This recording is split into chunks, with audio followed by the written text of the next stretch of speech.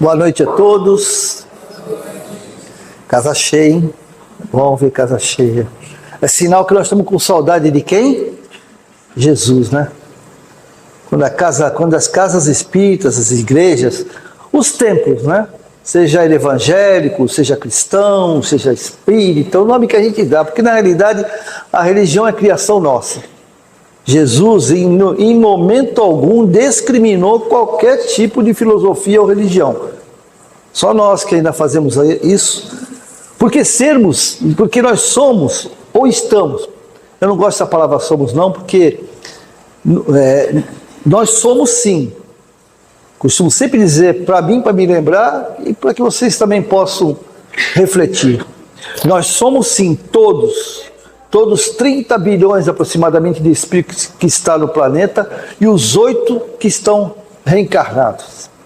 Nós somos sim bondosos, maravilhosos, generosos, solidários e fraternos. Eu não me canso de falar isso, quase em todas as minhas exposições eu falo sobre isso, para a gente lembrar. Porque a gente esquece que nós somos assim.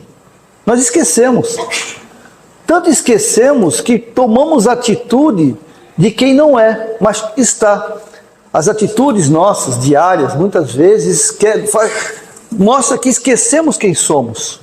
Como Jesus nos falou, né? Vós sois deuses, podes fazer o que eu faço e muito mais. E quando ele falou isso, ele quis dizer que nós podemos resolver todos os problemas. Principalmente os nossos. Nós podemos resolver nossos problemas, seja ele qual for. Seja de uma enfermidade mais grave, há pequenos problemas como vaidade, né? Milindres. Nós podemos evitar tudo isso para ser feliz. Porque nós só não estamos felizes ainda porque nós nos abandonamos.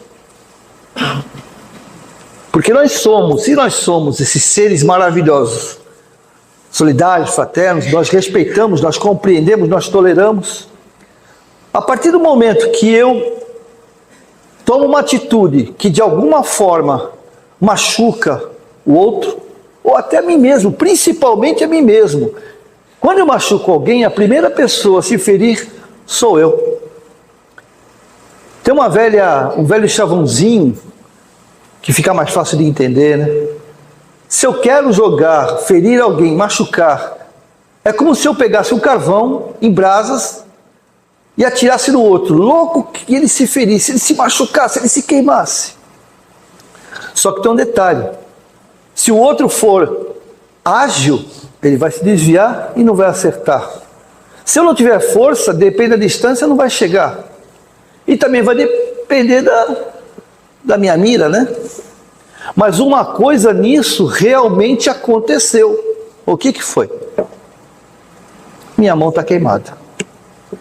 E às vezes a minha atitude, a adrenalina, né, a famosa adrenalina que faz com que a gente tome atitudes sem pensar, sem refletir, sem raciocinar, sem deixar passar essa reflexão pelo lobo central, né, frontal, que é o da reflexão, da razão. E eu tomo uma atitude impulsiva. E aí, depois que eu vi a bobagem que eu fiz, normalmente não dá para consertar, né? Ah, mas como não dá para consertar, doutor Júnior? A pessoa me perdoou. Ela falou que me perdoou. Será que perdoou verdadeiramente? Porque se a gente acha que perdoar e esquecer, não existe isso. Ninguém esquece. Nem quem tem Alzheimer esquece, sabiam? Nem amnésia. Porque a mente, ela não está conseguindo registrar, processar. Mas a informação está onde? No espírito. Então tudo que fazemos, tudo que pensamos, mesmo que não falamos, está registrado no universo. Está nossa bagagem encarnatória. Está nossa bagagem no nosso GNA espiritual. Está lá gravado. Newton Júnior fez tal coisa em tal dia.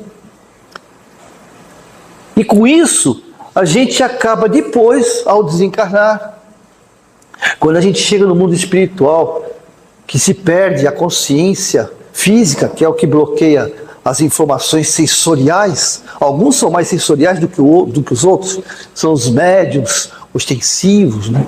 consegue ver, consegue perceber, enxergar, ouvir. Apesar que isso também não quer dizer que você está vendo aquilo que é verdade. A gente sabe disso, né?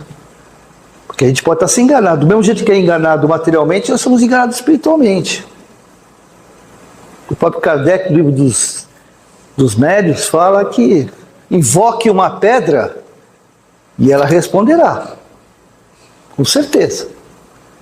Porque os espíritos que estão aqui, os levianos, são os mesmos que estarão lá. Se eles enganam aqui, vão enganar lá também. Ninguém muda porque desencarna. Não é verdade? Ninguém muda porque desencarna. A gente só consegue enxergar melhor.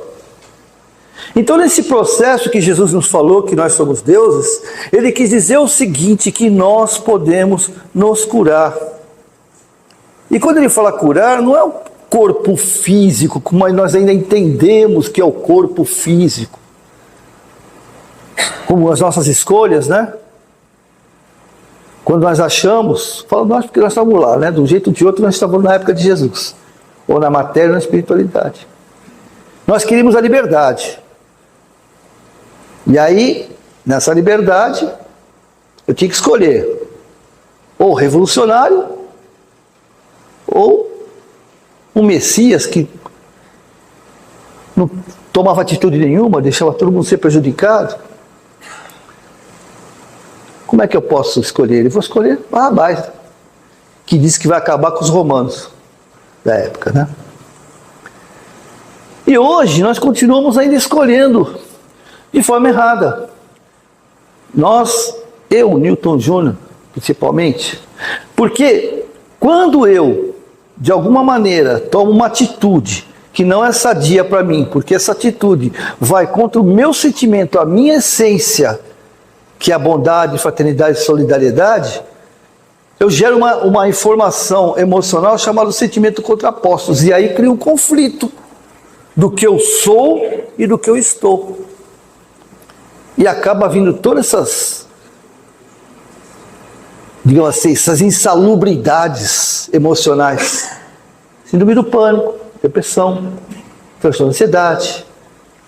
Porque eu sinto que a minha tarefa aqui no planeta não é o que estou fazendo. O meu projeto é por aqui, mas eu estou indo por aqui, por vários fatores, né? E aí, lá no meu íntimo, a essência, minha essência, o meu espírito como um todo, ele fala assim, cara, eu estou perdendo tempo. Já passou 30 anos e eu não fiz nem um terço. Já passou 60 anos e continuo não fazendo um terço. Estou com 70. E agora?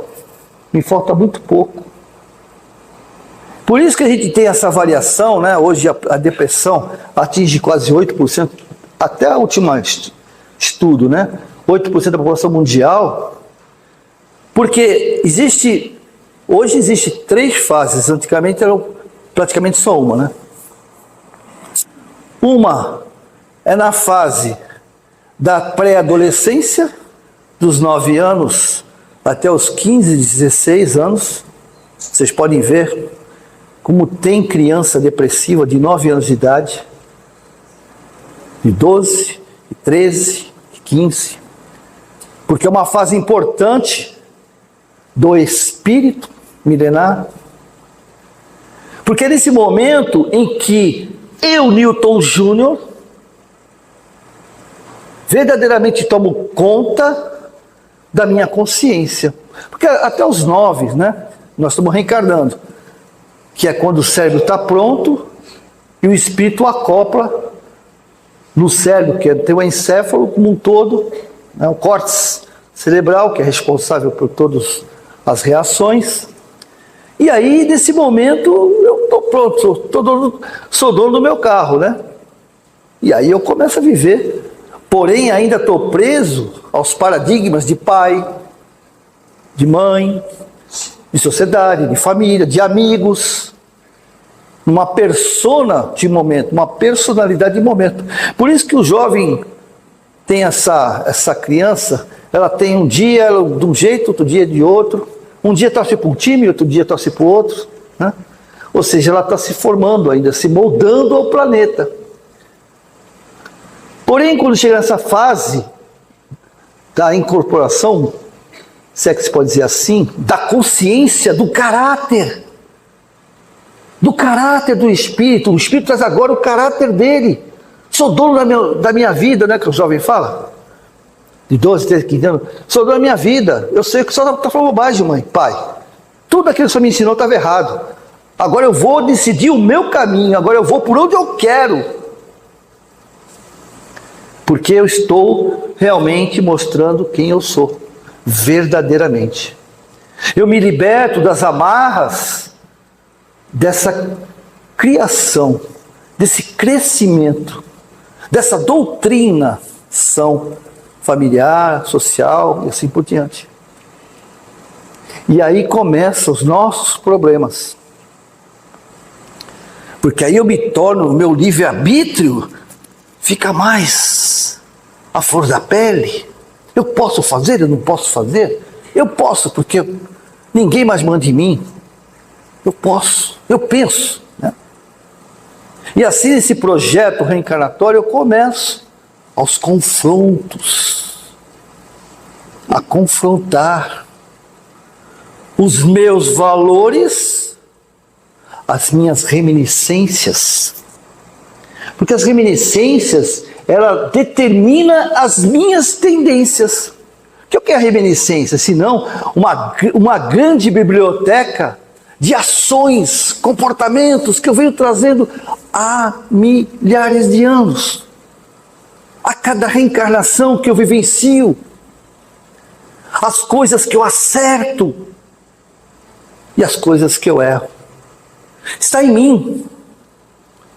E muitas vezes o que está em mim, que são os vícios, e eu não estou falando de vícios apenas do álcool, da droga.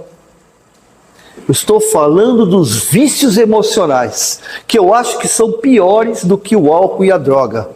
Porque o álcool e a droga nada mais é do que um vazio existencial, uma falta de noradrenalina, de adrenalina por algum motivo, e eu busco esse prazer em alguma coisa para levantar esse meu êxtase, essa minha gana pela vida. Eu estou perdendo, por algum motivo. Então naquele momento eu busco. Agora eu acho, porque eu não tenho certeza, mas é uma visão minha, particular minha, que o pior vício, o mais degenerativo, o mais destrutivo, o mais tóxico, ao ponto de muitas vezes enfermizar o corpo com doenças muitas vezes incuráveis. E o nome desse germe ou verme chama-se maledicência. Maledicência. Porque a maledicência, ela abrange tudo. Ela abrange a arrogância, a prepotência, o orgulho, a vaidade. E o que é pior, a baixa estima. Porque esse sentimento, a maledicência, a gente olha para os outros, ou enxerga os outros de forma distorcida. Porque existe na psicanálise, na terapia, uma coisa chamada espelhamento. E a gente não percebe isso. Que é enxergar no outro algo que eu não gosto em mim. E é difícil de aceitar isso. É muito difícil de aceitar isso. Eu estou falando por experiência própria, tá, gente? Por isso eu posso falar com certeza. Porque quando o outro me incomoda, se eu tiver um pouquinho só de discernimento, se eu parar para refletir, sem nenhuma tendência emocional, fizer uma reflexão, uma introspecção, eu vou perceber que aquilo que o outro está fazendo é algo que eu sinto. E como estou num projeto reencarnatório, para que de alguma maneira eu possa me tornar uma pessoa melhor, não melhor do que os outros, não, mas até melhores para o outro. Porém, tem um detalhe muito grande. Eu preciso fazer aquilo que Jesus é sensacional, ele é maravilhoso. Passou mais de 2000 anos, né? Muito mais. E cada palavra, cada pensamento, cada escrita que se referencia a Jesus é um grande ensinamento. Um imenso ensinamento. A gente fala 2000 anos, mas está conosco há 4,7 bilhões de anos. Que é quando a Terra foi... Sem contar, né, as nossas viagens, porque Jesus... Eu não tenho, né, não tenho essa visão, mas Jesus, a idade dele é muito maior que essa. Quando a Terra foi construída, organizada, gerenciada por ele, que ele é o grande arquiteto,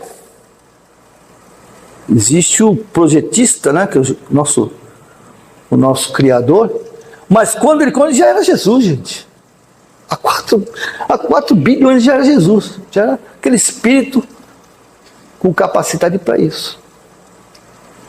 E ele deixou, não na igreja, não nos templos, não nas escritas, não nos pergaminhos, não da palavra dos apóstolos, Mateus, Tiago, ele deixou exemplos. Olha só, exemplo. Que é muito difícil. Eu fico pensando que exemplo eu deixei para o meu filho, nem pergunto para eles, né, para não me assustar. Não sei. Será que eu sou um exemplo de pai? Será que eu sou um exemplo de avô? Acho que às vezes, nossa, mas será que eu sou? Porque é a minha vista, né? A minha visão, é o meu espelhamento. Eu olho para o espelho e me vejo de um jeito. Né? A gente quando vai para o espelho, o cabelo e tal, a gente olha, oh, que bacana. Mas quem nos olha pode não estar gostando do que está vendo, não é verdade? A gente se arruma, né? Ou você está maquiado demais, ou está maquiado de menos, no caso das mulheres, ou o cabelo do jeito eu não gosto de cabelo, está muito comprido, está muito curto, é assim que as pessoas nos veem, não é? Mas o que eu vejo no espelho é aquilo que eu quero e que eu gosto em mim. É a mesma coisa, agora vocês imaginem, fisicamente, a gente tem essa percepção, imagina com forma de caráter, de persona. Será que eu sou esse exemplo? Mas Jesus é esse exemplo. E como eu disse, ele nos deixou pequenas joias, grandes pérolas. Como vós sois deuses, pode fazer o que eu faço e muito mais. O que ele fez? O que Jesus fez baseado nisso aí? Ele venceu o orgulho, venceu a vaidade, respeitou todo mundo, independente do que faziam. A mulher adulta era um dos maiores respeitos que ele demonstrou. Morrer na cruz foi um dos maiores respeitos que ele nos deixou. Ele precisava disso? Não. Porque quando o ogro Pedro, né, pegou a espada e cortou a orelha do oficial do templo, né, o soldado do templo, Jesus falou, para Pedro, que isso? Não, com ferro feres, com ferro será ferido, ou seja, você vai receber. Lei de causa e efeito, ação e reação. Aí ele fala uma frasezinha assim, ó, se eu quisesse, pediria a meu pai e um exército de anjos me libertaria. Ele podia fazer isso? Podia. Mas ele respeitou a minha decisão. Eu espero que eu tenha escolhido ele, né? Na época do Barrabás, espero, não lembro, nem quero lembrar se eu escolhi errado. Né? Ele que me perdoe, já me perdoou. Aliás, Jesus não nos perdoa, vocês sabiam disso? Jesus não nos perdoa nunca. Sabe por quê? Porque ele nunca se magoa conosco. Ele não se magoa com o que eu faço. Mesmo falando assim, eu sou ateu, graças a Deus, não acredito em nada. Ele não está nem aí. O que ele quer é que eu seja feliz, não importa a forma, desde que eu não me prejudique, né? Essa frase tem que ser muito bem entendida. Ele quer que o Newton Júnior seja feliz, não importa como, entre aspas, desde que eu não me prejudique, prejudicando pessoas. Agora, se eu vou levar 1 bilhão de anos para chegar aonde todos nós estamos destinados a chegar, todos nós, todos, criminosos, ateus, adúlteros, todos seremos felizes. Eu não me canso de falar isso também, minhas amigas sabem que me acompanham, né? É um fatalismo, todos seremos felizes. Contra a nossa vontade muitas vezes. Contra a nossa vontade. Porque muitas vezes nos sabotamos. Sabe lá o porquê, né? Cada um sabe o porquê. Tá tudo dando certo. Tá tudo bem. Na família, no trabalho, com os filhos, com o marido, até com a sogra. Tá tudo bem. Tá tudo bem. Aí tem um chavão que chama-se crenças limitantes, que vocês vão lembrar. Chama assim, quem ri muito hoje, chora amanhã. Tá lá, gravado no meu inconsciente. E o cérebro é um camarada muito burro. O cérebro, não o espírito. Ele faz exatamente aquilo que eu quero. Se vai prejudicar, se não vai, se eu vou... Ele não está nem aí, ele é um mordomo fiel. Você mandou, eu faço. Tudo bem que nós vamos se estrepar, mas eu vou fazer, você está mandando. E eu começo a me auto-sabotar. Olha, gente, eu começo a me auto-sabotar. Aí eu brigo com a esposa, eu brigo com o marido, começo a reclamar do nome, mas está tudo certo. Mas eu não sei o que está acontecendo comigo. E aí que Jesus falou, vós sois deuses, podes fazer o que eu faço e muito mais. Eu posso perceber que eu posso tudo. Está escrito no universo, por Deus, pelo Criador. Ninguém pode mudar isso. Ninguém pode mudar o que Deus determinou. E Ele determinou que o Newton Júnior está arrumando para a felicidade. E nesta reencarnação, eu nasci para ser feliz. Mas Ele nos respeita. Se nós não quisermos, tudo bem. Tudo bem, sem problema. E nós nascemos para sermos felizes ao ponto de lá no mundo espiritual, quando a gente começa o nosso projeto reencarnatório, os nossos amigos, né, chegam junto, tá bom, Júnior, o que você quer fazer? Vai, bora lá.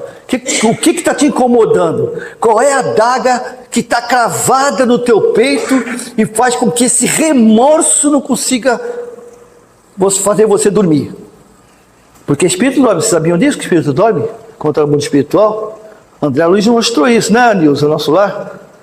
Ele dormia. Mas o que está te incomodando, Newton Júnior, cara? Tu não sabe. Poxa, eu fui um cara assim, assado. Puxa, tá bom, o que você quer fazer para mudar isso? Eu quero fazer isso. E eu começo a montar o meu projeto reencarnatório, que nem o Lego, vou encaixando as pecinhas. E o meu amigo espiritual, que me conhece, sabe quais são as minhas tendências, fala assim, tá bom. Tem certeza que é isso? É isso que eu quero mudar. Tem mesmo? Então tá bom. Eu vou tirar 95%. Não, de jeito nenhum. Eu quero tudo. Tá bom, faz assim. Aí ele nos dá um chaveco, né? Deixa no projeto 95, 5% só. Aí, conforme você vai indo, eu vou encaixando esse Lego em você e a gente vai aumentando. Tudo bem? Então assim tá. E eu reencarno. Newton Júnior, vocês não têm certeza que aqui todo mundo já está com 90% resolvido do projeto de você. O Newton Júnior não conseguiu 1% ainda. Dos 5 que eles me deram. 1% eu não consegui. Como diz Jesus, eu enterrei meu talento. Porque eu trouxe um talento, que significa um problema que eu tenho para resolver, o outro que está melhorzinho, o plano espiritual. Eu falei, não, dá 3 para ele, porque eu acho que ele vai bem. E o outro foi 5, né? Divaldo tem 10, né? Chico então se fala, Chico já já mandou tudo, já guardou os problemas todos dele. Que não era pouco, não, hein? Jesus, Chico, foi o nosso recodificador, né? Ou seja, continuou o trabalho de Kardec através das suas 500 e poucas obras. Mas a história dele é complicada, viu, gente? É complicado. Bom, isso não vem ao caso.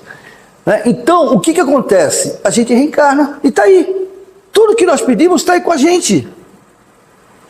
Patrão egoísta. Porque eu falei assim, eu quero um cara bem egoísta mesmo, porque eu sou egoísta. Então não vou confrontá-lo, eu vou entendê-lo. Um marido mala, sem alça, sem rodinha, né? Que não dá para puxar nem empurrar, tem que, né? Às vezes deixando no meio do caminho, olha, não tem jeito, meu. Isso aí não dá. Mas eu pedi, né? As mulheres pediram, né? Entendeu? Então, é assim que funciona. Fomos nós que pedimos, gente. E alguns de nós, vou dizer uma coisa para vocês. Vou falar algo para a porta do Sérgio José para fora. Tá aqui dentro não tem ninguém assim. Fomos nós, alguns de nós, deles, né? Nós não. Deles, imploraram. Imploraram. Os amigos espirituais, aqueles que nos amam, Júnior, não faz isso, cara. Não faz, não, mas eu quero. Mas não, aí tentou convencer 30 anos, 40 anos, 50 anos, 60 anos, 70 anos, 100 anos na espiritualidade. Tá bom, vai. Eu vou estar contigo, cara. Eu nunca vou te deixar sozinho. Eu vou estar contigo ao teu lado o tempo todo. Em todos os momentos, principalmente quando você estiver no fundo do poço. Não vou te levantar, não vou te erguer, não vou te puxar. Porque eu não posso mudar as leis, como Jesus fez. Ele não mudou as leis. Como Jesus faz, ele não muda as leis. Eu tenho meu livre-arbítrio. As minhas escolhas são minhas, de mais ninguém.